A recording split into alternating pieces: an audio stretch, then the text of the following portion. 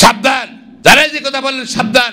BNP কোন নেতাকে বা সমমনা কোন নেতাকে বা তারেক রহমান নিয়ে কোনো কথা বলবেন না। জনগণ আপনাদের টলারেট করে সহ্য করবে না। ওবায়দুল কাদের সাহেবের খেলা কিন্তু ওবায়দুল কাদের আপনি হেরে গেছেন। আপনার নির্বাচনে জনগণ অংশগ্রহণ করছে না। কোথাও কোথাও স্বামী স্ত্রী খেলা দেখে শুরু করছে, ভাই বোন খেলতেছে নাকি, হ্যাঁ, আর আওয়ামী লীগ খেলতেছে। আর এই খেলা কি আদৌ করতেছে। এমন যুদ্ধ লাগালেন আপনারা। আজকে 15 বছর 16 বছরের দেশ শেষ করে দিয়েছেন। শেষ পর্যন্ত ইনশাল্লাহ শেখ হাসিনার নেতৃত্বে এবার আওয়ামী লীগ শেষ হয়ে যাবে ইনশাল্লাহ।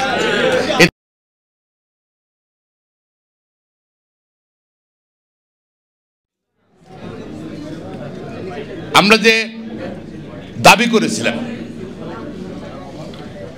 নিরপেক্ষ নির্দলীয় সরকারের অধীনে নির্বাচন, প্রধানমন্ত্রী শেখ হাসিনার পদত্যাগ, পার্লামেন্ট ভেঙে দেওয়ার, আজকে প্রতিদিনই কিন্তু আমাদের দাবির যৌক্তিকতা প্রমাণিত হচ্ছে। যদি নিরপেক্ষ সরকার থাকতো তাহলে কৃষিমন্ত্রীর বক্তব্য অনুযায়ী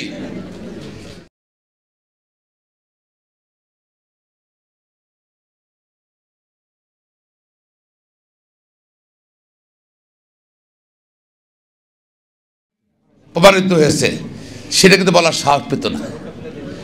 যদি আর নিরপেক্ষ সরকার থাকতো তাহলে 28 অক্টোবর বিএনপির মহাসমাবেশে কিছু অতি উৎসাহী পুলিশ কিন্তু হামলা করার সাহস পেত না। যদি তত্ত্বাবধায়ক সরকার থাকতো তাহলে প্রধান বিচারপতির বাসায় হামলা হতো না।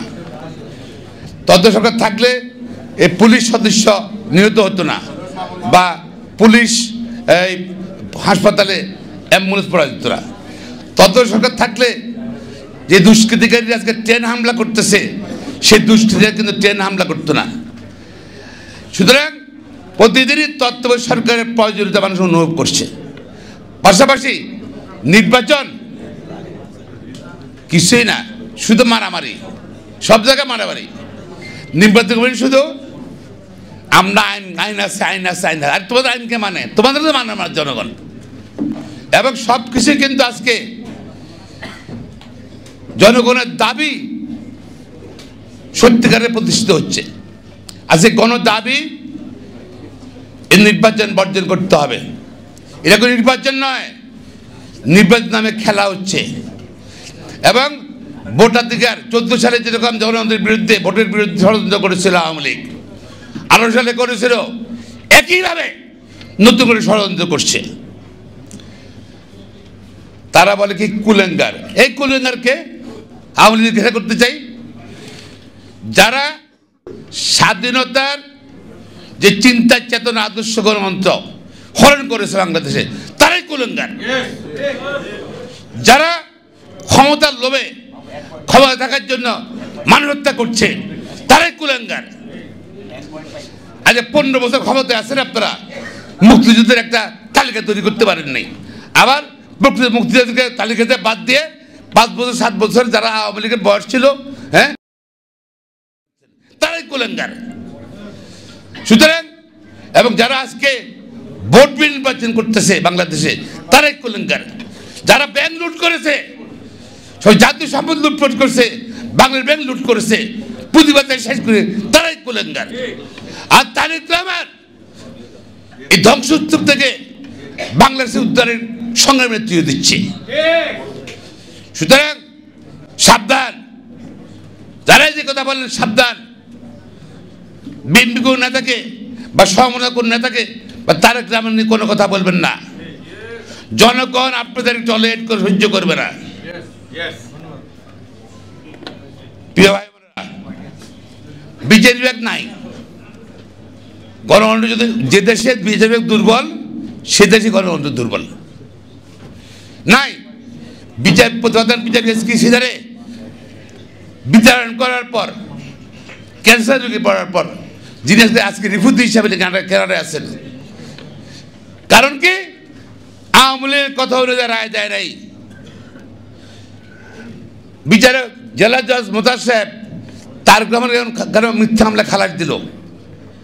তাকে আজকে রিফিউজি হিসেবে বাংলাদেশি আছে। বিচার বিভাগে একটা আতঙ্ক ছড়ে গেছে, এখনো সে আতঙ্ক দূর হচ্ছে না। আজকে কিন্তু মিথ্যা হামলায় যেরকম নিম্ন আদালতে মিথ্যা হামলায় সাজা দিচ্ছে, বেগম খালেদাকেও এবার মিথ্যা হামলায় সাজা দিয়েছিল, তারেক রহমানকেও এই মিথ্যা সাজা দিয়েছে। আজকে কোনো বিকল্প নাই। আন্দোলন সংগ্রাম আর সংগ্রামের মাত্রা, আন্দোলনের মাত্রা 96 সালে আমাদের যা করেছিল তত্ত্বাবধায়ক সরকারের জন্য, তার থেকে আরো কঠিন থেকে কঠিনতর করতে হবে। এবং সারা বাংলাদেশের গ্রামে গ্রামে, এলাকায় এলাকায় আপনার লয়াররা, আইনজীবী, আপনার লিডার নিজেদের এলাকায় যোগাযোগ করুন, নিজের ইউনিয়নকে বলেন, থানার উপজেলাদেরকে বলেন, উৎসাহিত করুন, নিজেরা যান। আমি তো গতকাল আমার নির্বাচন এলাকায় চাটকেল সোনামি ঘুরে আসছি, লেফি বিলি করে আসছি। নিজেরা যান, সব লিডার আপনারা। এবং যে যেখানে আছেন আজকে দল মত নির্বিশেষে ঐক্যবদ্ধ হতে হবে এই সরকারকে বিদায় নেওয়ার জন্য। একদিন আগে সরকার গেলে দেশের লাভ হবে আর বেশি। যত তাড়াতাড়ি সম্মত এই সরকার বিদায় করতে হবে এবং নির্বাচন নামে এই মহড়া খেলা বন্ধ করতে হবে। জনগণ নির্বাচন বর্জন করতে হবে এবং আন্দোলনকারী কঠিনদের করতে হবে। এই আহ্বান জানিয়ে আমার বক্তব্য শেষ করছি। খোদা হাফেজ। বাংলাদেশ জিন্দাবাদ। ইউনাইটেড লয়ার্স ফ্রন্ট জিন্দাবাদ। শহীদ আমর বেগম খালেদা জিন্দাবাদ।